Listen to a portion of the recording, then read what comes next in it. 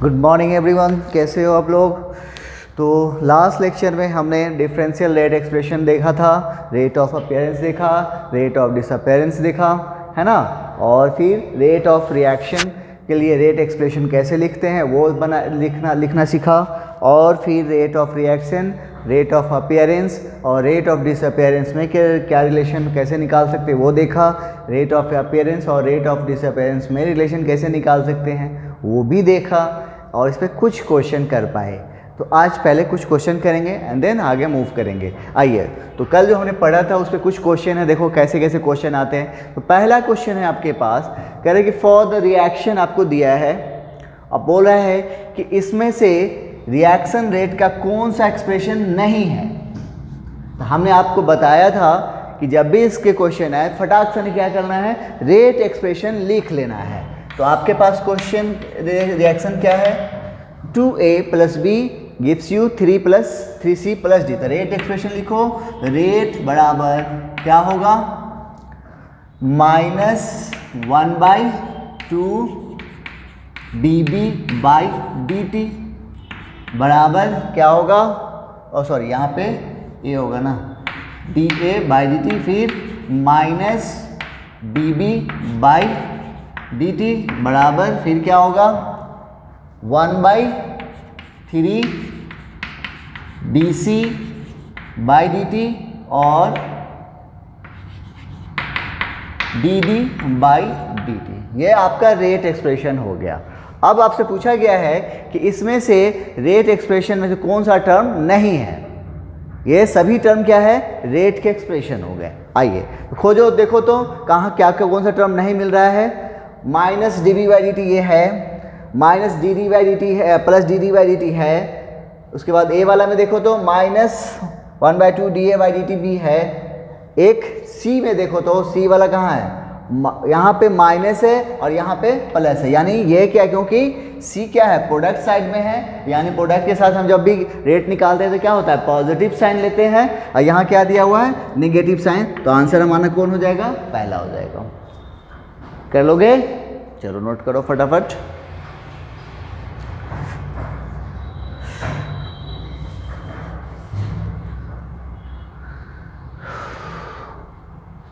हो गया।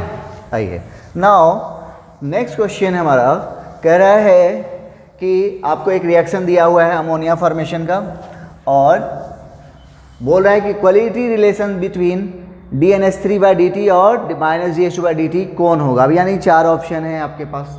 तो फिर आपके पास क्या करना है, उस रिएक्शन का रेट एक्सप्रेशन लिख देना है। तो रेट बराबर क्या होगा, फटाफट जल्दी लिख लेंगे हम लोग, लिखना अच्छी तरह से जान गए हैं। -dN2/dt बराबर -1/3 dH2/dt बराबर 1/2 dNH3/dt। ये आपका रेट एक्सप्रेशन हो गया।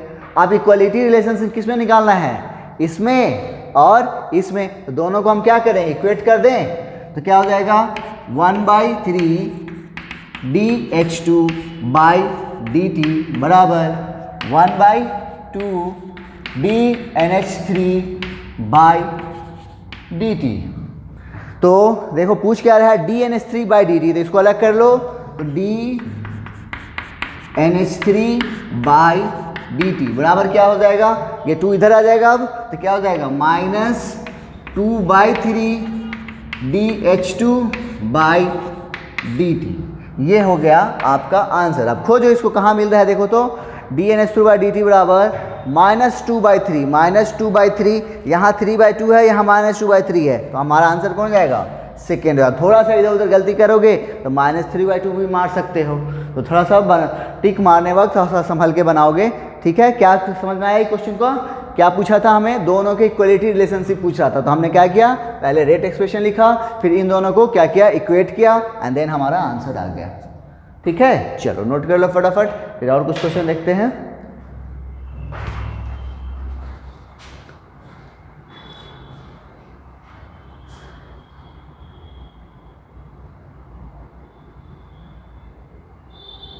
ओके चलो, तो अगला 2 क्वेश्चन जिसमें से एक हम यहाँ सॉल्व करेंगे और एक आपके लिए छोड़ेंगे। चलिए सॉल्व कीजिए तो फटाफट इस वाले को, उसको होमवर्क के तौर पे छोड़ रहा हूँ मैं। बना लिए? चल, इस क्वेश्चन को बनाने का मैंने आपके पास आपको एक ही तरीका बताया है। वो क्या है? जैसे ही रिएक्शन दिया हो आप उसको सबसे पहले रेट एक्सप्रेशन लिखो। रेट एक्सप्रेशन लिखोगे तो आपको जो दिया है और जो पूछ रहा है वो आपको दिखने लगेंगे। चलिए हम इस रिएक्शन की बात करें हैं तो रेट क्या होगा?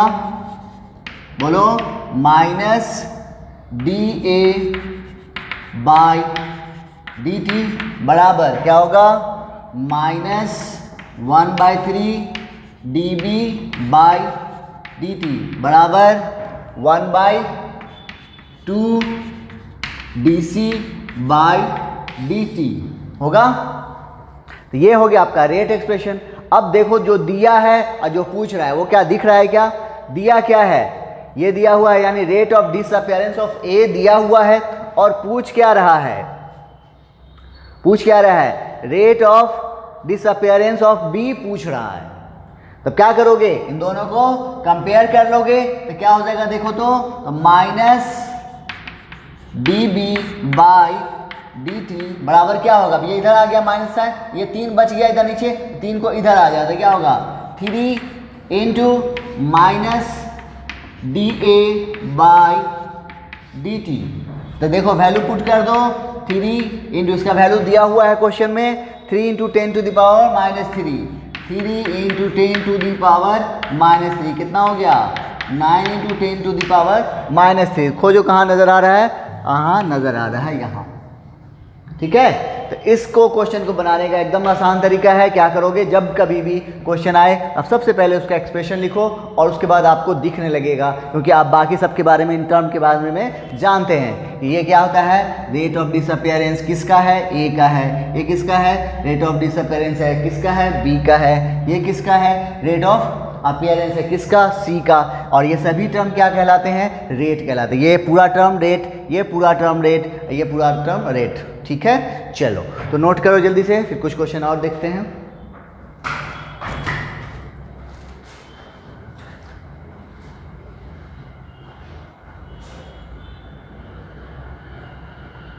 चलो अगला 2 क्वेश्चन, इसमें से एक हम बनाएंगे, एक आपके लिए छोड़ेंगे। क्या करें? मिल बांट के खाएंगे ना। एक आप बनाओगे, एक हम बनाएंगे। चलो पहले लेकिन इसको आप ही ट्राई करोगे। जल्दी से ट्राई मारो, बताओ तो क्या आ रहा है।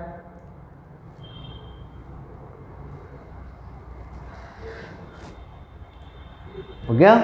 आइए, तो सबसे पहले क्या करोगे? रेट एक्सप्रेशन लिखोगे। रिएक्शन दिया हुआ है तो रेट एक्सप्रेशन क्या हो जाएगा? रेट बराबर -1/2 DSO2 बाई dt बराबर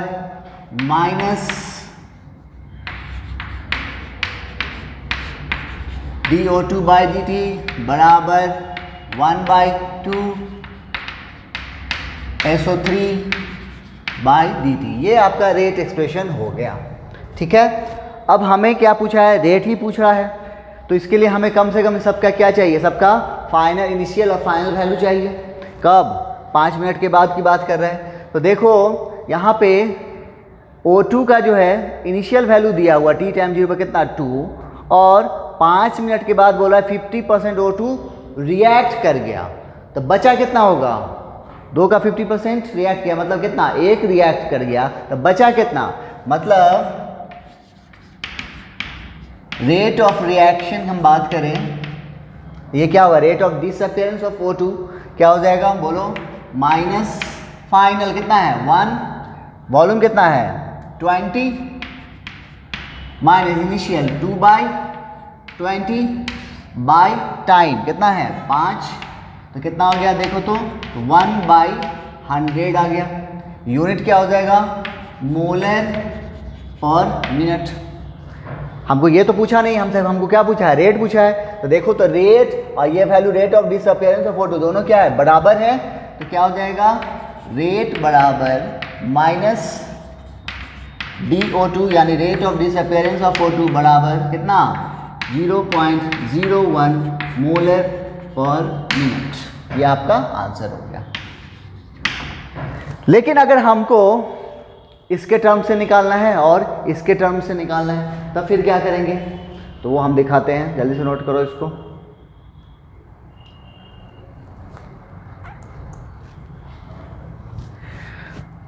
हो गया। आइए अब हमें SO2 और SO3 की बात है, उससे हम अगर निकालना चाहे रेट ऑफ रिएक्शन तो क्या करेंगे। इसके लिए हमें क्या चाहिए होगा, SO2 का फाइनल, चूंकि इनिशियल तो मालूम है, फाइनल वैल्यू चाहिए होगा, और SO3 तो इनिशियल 0 है, फाइनल चाहिए होगा। तो फिर क्या करोगे, SO2 plus O2 gives you 2SO3। ये है इनिशियल वैल्यू जो है टी टाइम जब 0 है तो SO2 का कितना है 5, O2 का कितना है 2, ये कितना होगा 0। जब ये 5 मिनट के बाद की बात कर रहा है तब ये कितना होगा, रिएक्ट किया होगा 5 माइनस 2x रिएक्ट किया होगा, तो बचा कितना 5 माइनस 2x। ये कितना रिएक्ट किया होगा x, तो 2 माइनस x, और ये कितना रिएक्ट किया बना होगा 2x। ठीक है, ये इधर दोनों कितना -3x घटा है, इधर 2x बन गया। ओके, अब इसके बारे में बात करो, यानी x का वैल्यू अगर हमें निकल जाए तो इसका फाइनल वैल्यू निकल जाएगा, इसका भी फाइनल वैल्यू निकल जाएगा। तो x का वैल्यू फाइनल निकालने के लिए आपको क्वेश्चन में दिया हुआ है कि 5 मिनट के बाद ये वैल्यू जो है 2 माइनस x कितना है 1 है, क्योंकि 50% रिएक्ट कर गया था, बचा कितना 1। तो इस तरह से x बराबर कितना आ गया 1 आ गया। तो इस तरह से 2 की ये कितना हो गया 2 हो गया, ये कितना हो गया 3 हो गया, है ना। तो अब देखो, तब इसको आपको करना है, आप मैंने ये सब निकाल दिया है, अब आपको कहना है कि रेट ये निकालना है, एक बार SO2 के को यूज़ करके और एक बार SO3 के, और आपको सभी वैल्यू 0.01 आने चाहिए। कैसे करोगे, तो सबसे पहले इसका रेट ऑफ डिसअपीयरेंस निकालोगे, और फिर इसका रेट ऑफ अपीयरेंस निकालोगे, और फिर इसके बाद 2 से क्या करोगे डिवाइड करोगे, तब ये रेट आ जाएगा। अब देखना आपको सेम आंसर आया होगा जैसा हमने पहला में निकाला, O2 के रिस्पेक्ट में निकाला है 0.01। ये इससे हमें पता चलता है कि रेट ऑफ डिसअपीयरेंस और रेट ऑफ अपीयरेंस सेम भी हो सकता है और अलग भी हो सकता है, लेकिन रिएक्शन की रेट क्या होगी, एक ही होगी। ठीक है, चलो नोट कर लो फटाफट, फिर वो वाला होमवर्क के तौर पे छोड़ रहा हूँ। ठीक है, अब हम तो देखते हैं आगे प्रेशर के टर्म में निकालने के लिए तरीका।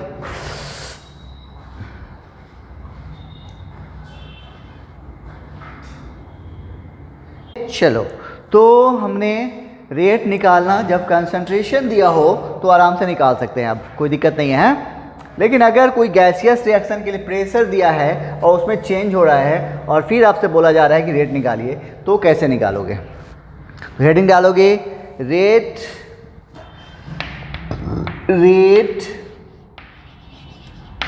इन terms of pressure for a gaseous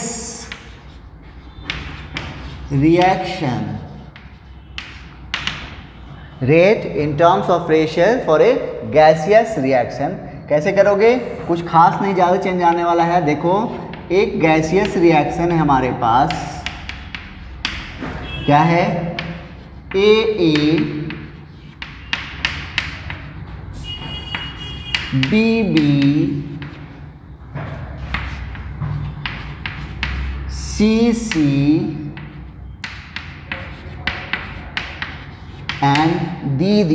ये है मैंने DD लिखा है, DD नहीं है वो। ठीक है, चल, तो ये एक गैसियस रिएक्शन है। अब इस रिएक्शन के लिए हमें क्या करना है, रेट निकालना है, लेकिन आपको कंसंट्रेशन ना देकर आपको क्या दिया हुआ, प्रेशर दिया है। तो कैसे लिखोगे, इसके लिए रेट लिखना होगा, बस कुछ नहीं, आपको करना ये है कि रेट में जो है आपको कंसंट्रेशन टर्म वहाँ से हटा देना है। तो क्या हो जाएगा, देखो तो -1/A चेंज इन, क्या लिखते थे चेंज, यहाँ पे कंसंट्रेशन ऑफ ए को हटा के यहाँ पर आप क्या लिखोगे, pressure of A by change in time. ठीक है, फिर इसी तरह से -1/B, बोलो आप क्या करोगे, change in partial pressure of B by change in time. फिर कैसे लिखोगे, 1/C change in partial pressure of C by change in time, फिर 1 by D change in partial pressure of B by change in time. तो ये हो गया आपका rate expression किसके टर्म में, प्रेशर के टर्म में। लेकिन ये क्या बताएगा आपको, एवरेज रेट बताएगा। अगर हम इस डिफरेंशियल रेट एक्सप्रेशन की बात करेंगे तो क्या करेंगे, डेल्टा क्या होगा, डी में चेंज हो जाएगा, तो 1 बाई ए ये तो रहेगा ही, क्या हो जाएगा, D partial pressure of A by D T, फिर minus 1 by D partial pressure of B by D T, फिर 1 by C D partial pressure of C by D T, और 1 by D partial pressure of D by D T. ये हो गया आपको differential rate expression. ठीक है, चलो note करो फटाफट।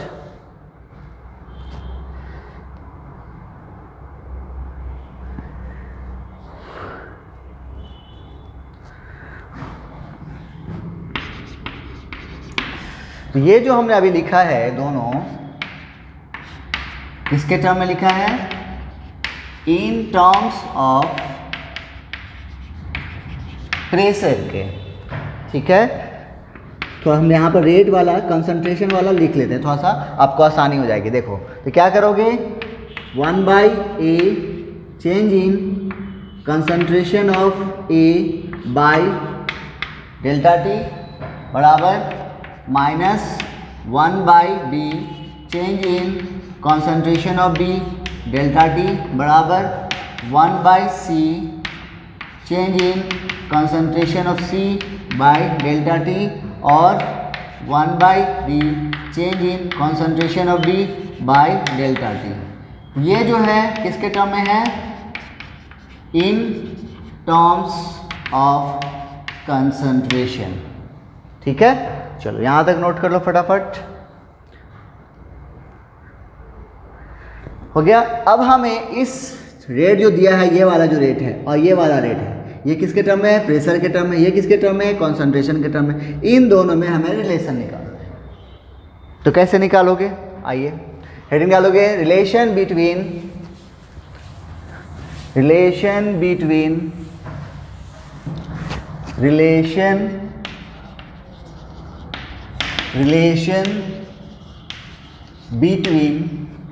Rate in terms of pressure. अगर हम इसको रेट 2 बोलें and rate in terms of concentration, इसको हम क्या बोलें, रेट 1 बोलें। इन दोनों में हमें रिलेशन निकालना है। तो इसके लिए हमें ये जानना होगा कि प्रेशर और कॉन्सेंट्रेशन में क्या रिलेशन होता है। तो हम लोग जानते हैं फॉर गैसियस रिएक्शन PV बराबर क्या होता है, nRT। वॉल्यूम को उधर ले जाओ तो क्या हो गया, P बराबर N/V/RT होगा। तो P बराबर क्या हो गया, CRT। हम लोग पहले से जान रहे है ना। क्या है, C क्या है यहाँ पे, कॉन्सेंट्रेशन है, क्योंकि मोल बाय वॉल्यूम क्या होता है, कॉन्सेंट्रेशन। तो CRT। अब इस तरह से देखो तो R कांस्टेंट है, ये यहाँ पर T भी कांस्टेंट होता है। तो इस तरह से प्रेशर किसके प्रोपोर्शनल हो गया, C के। तो जहाँ जहाँ प्रेशर का टर्म था वो किसकी जगह पर हम क्या रख सकते हैं, अब CRT रख सकते हैं, और उसके बाद आपको अपने आप दिखने लगेगा। ठीक है, तो यहाँ तक नोट करो, फिर हम दोनों में रिलेशन निकाल देते हैं। हो गया, आइए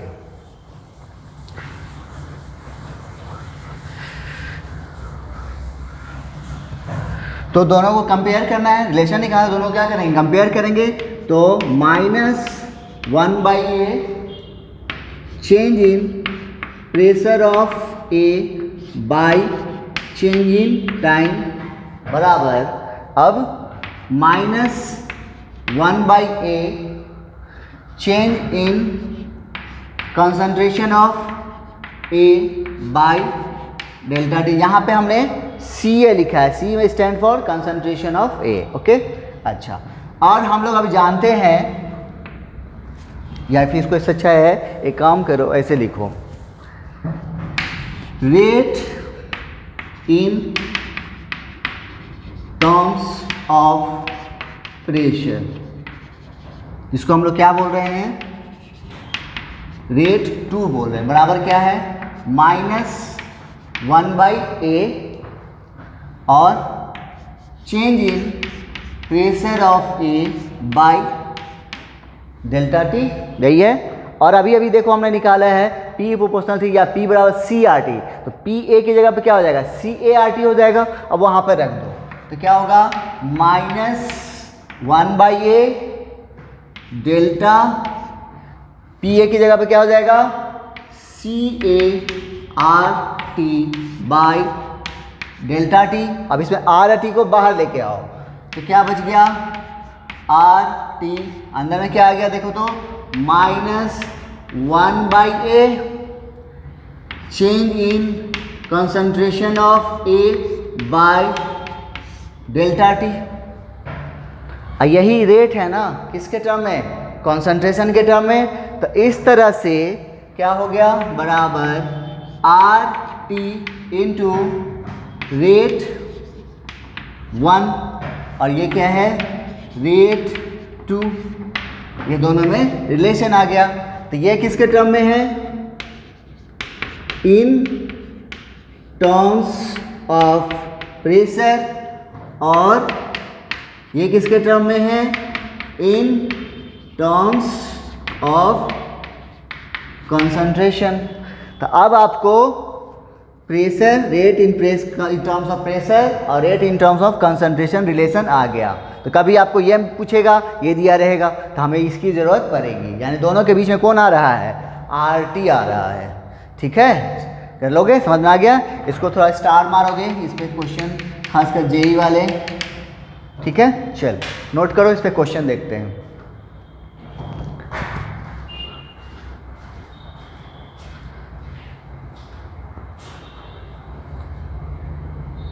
चलो, तो अभी हमने जो पढ़ा है कि रेट प्रेशर के टर्म में कैसे निकालेंगे, उस पर क्वेश्चन देखो कैसे आते हैं। उससे पहले एक चीज़ और बताना था, यूनिट क्या होगा, यूनिट ऑफ रेट। तो कंसंट्रेशन के टर्म में तो हम लोग जानते हैं, प्रेशर के टर्म में क्या होगा, तो रेट बराबर क्या होता है, change in pressure by change in time, है ना। तो प्रेशर का यूनिट क्या होता है, ATM, और टाइम क्या लेंगे, सेकेंड, ATM पर सेकेंड या ATM पर मिनट पर ईयर। ATM की जगह फिर दूसरा भी यूनिट ले सकता है, बार, MM, है ना। चलो नोट कर लो उसको। आइए अब इस क्वेश्चन को बनाते हैं। इसमें कह रहा है कि at temperature 27 degree Celsius rate आपको दिया गया है 0.01 मोलर पर मिनट। आपसे एक रिएक्शन है, बोल रहा है कि रेट बताइए किसके टर्म में, प्रेशर के टर्म में। तो अभी अभी हमने निकाला था, क्या था कि rate in terms of pressure बराबर क्या था, RT rate in terms of concentration. तो R का वैल्यू कितना लोगे, 0.0821, टेम्परेचर 300 केल्विन, और ये वैल्यू आपको दिया हुआ है 0.01। देखो तो वैल्यू कितना आ गया, ये 2 0 से 2 0 कट गया, खत्म। अगर 1/12 इसको हम लेते हैं तो कितना होगा, 1/4, लगभग 0.25 के आसपास आंसर आ जाएगा आपका। ठीक है, चल, तो ये था आपको ये पहला क्वेश्चन। दूसरा क्वेश्चन है, आइए इस पे। इसमें कह रहा है कि एक रिएक्शन दिया हुआ है और अब टाइम जब 0 है तो NO2 का प्रेशर 8 atm है और O2 का प्रेशर 3 atm है, और आपसे बोल रहा है कि 10 मिनट के बाद टोटल प्रेशर कितना है, 8 atm है। तो बताइए रेट ऑफ रिएक्शन। अब रेट ऑफ रिएक्शन निकालना है तो इसके लिए हमें क्या चाहिए, चेंज इन प्रेशर चाहिए होगा। टाइम तो मालूम है 0 से 10 गया है, लेकिन प्रेशर में चेंज की चाहिए। इसका जैसे इनिशियल वैल्यू मालूम, फाइनल नहीं मालूम, इसका भी इनिशियल मालूम, फाइनल मालूम, इसका इनिशियल मालूम है तो फाइनल इसका भी नहीं मालूम है। इनिशियल क्या है 0, फाइनल नहीं मालूम है, तब कैसे बनाओगे? तो हमें वो वैल्यू निकालना पड़ेगा। कैसे निकालोगे? वैसे आप लोग जानते हो, मैंने केमिकल इक्विलिब्रियम में बताया हुआ है ये सब चीज़ निकालने का। अब याद होगा तो बना लोगे फटाक सा। नहीं देखो क्या करोगे, वो रिएक्शन लिखो, क्या है 4NO2 प्लस O2 और 2N2O5, यही है ना? ये है आपका रिएक्शन, जिसमें आपको कह रहा है कि जब टाइम 0 है तो इसका प्रेशर दिया है 8 atm और इसका दिया है 3, तो ये कितना होगा 0। जब 10 मिनट हुआ, 10 मिनट के बाद इसका कितना प्रेशर घटा होगा? देखो यहाँ पे -4p और इसका -p, इधर कितना बढ़ा होगा 2p, तो इधर बचा कितना टोटल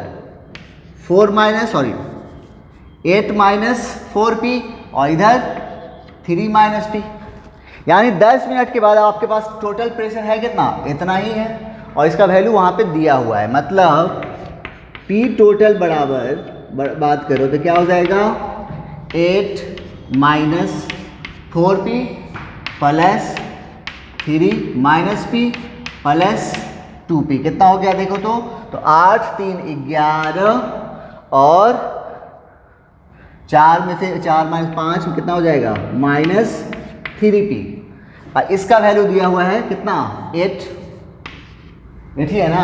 हाँ 8 है। तो यहाँ से देखो तो आपको 3p बराबर क्या हो गया 3, तो p बराबर कितना हो गया 1, p का वैल्यू आ गया 1। तो इस तरह से 10 मिनट के बाद ये कितना हो गया 4, ये कितना हो गया 2 और ये कितना हो गया 2। अब आराम से आप रेट निकाल सकते हो, किसी के रिस्पेक्ट में भी निकालो। तो रेट बराबर क्या होगा, हम O2 के टर्म में निकालें तो change in pressure of O2 by dt बराबर क्या होगा माइनस साइन क्यों लिया? क्योंकि ये रिएक्टेंट है।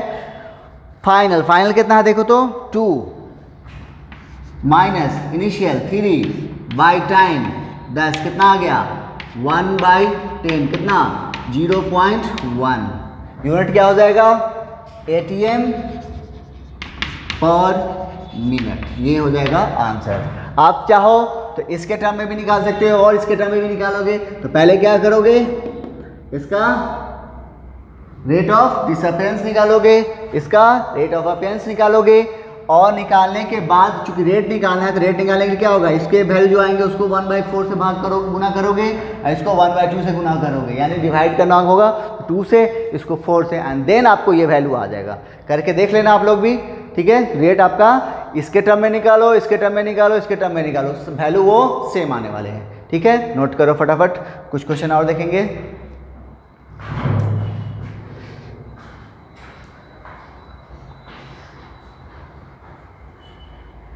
चलो, तो ये वाला क्वेश्चन जो हमने अभी प्रेशर पे वाला पढ़ा है उस पे है, ये मैं छोड़ रहा हूँ ये भी होमवर्क के तौर पे, ठीक है।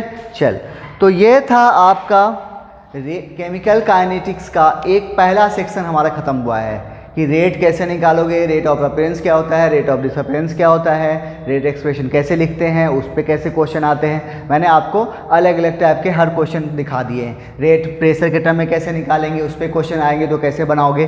तो अब हमको उम्मीद है कि अब इससे क्वेश्चन आपसे नहीं छूटेंगे, ठीक है। तो बस अब आपका काम है कि इस सेक्शन से जुड़े हुए क्वेश्चन आप खुद से बनाएं। आपके पास क्वेश्चन बैंक तो होगा ही, उसे जितना ज़्यादा से ज़्यादा सॉल्व करोगे उतनी स्पीड आपकी बढ़ेगी।